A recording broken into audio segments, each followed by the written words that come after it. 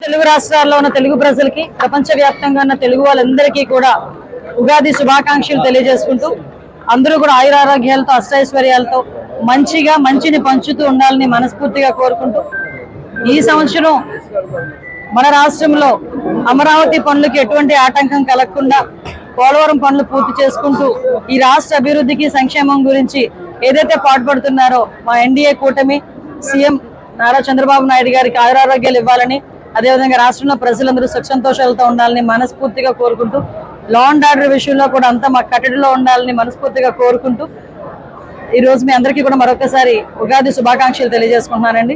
ముఖ్యంగా Anakapalli Nookalamma temple, Nookambika temple అంటేనే అందరికీ కూడా ఇలవేల్పు, ఉత్తరాంధ్రకే ఇలవేల్పైన అమ్మవారి జాతర మనకి నెల రోజుల పాటు ఇక్కడ కొనసాగటం. ఈ రోజు నేను కొత్త అమావాస్య, ఈ రోజు ఉగాది సందర్భంగా ఈ రోజు నా కుటుంబ సమేతంగా ఇక్కడికి వచ్చి అమ్మవారి దర్శనం చేసుకోవడం, అమ్మవారి దీవెనలు అందుకోవడం కూడా చాలా అదృష్టంగా భావిస్తున్నాను. అమ్మవారి ఆశీస్సులు అందరికీ కూడా ఉండాలని, మెండుగా ఉండాలని మనస్ఫూర్తిగా కోరుకుంటూ ఇక్కడ వచ్చిన ప్రతి ఒక్క భక్తులు కూడా ఎటువంటి ఇబ్బందులు లేకుండా చూసుకునే బాధ్యత కూడా గవర్నమెంట్ తీసుకుంటుంది. అదేవిధంగా పోలీస్ సిబ్బంది కూడా అన్నిటికీ కూడా సహకరిస్తున్నారు.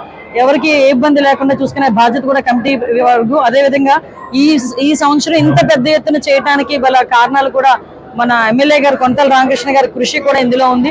దట్టు ఈ రోజు గవర్నమెంట్ కి కూడా అనకాపల్లి వాసిగా, అనకాపల్లి జిల్లా మంత్రిగా నేను నారా చంద్రబాబు నాయుడు గారికి, సీఎం గారికి కృతజ్ఞతలు తెలియజేసుకోవాలి.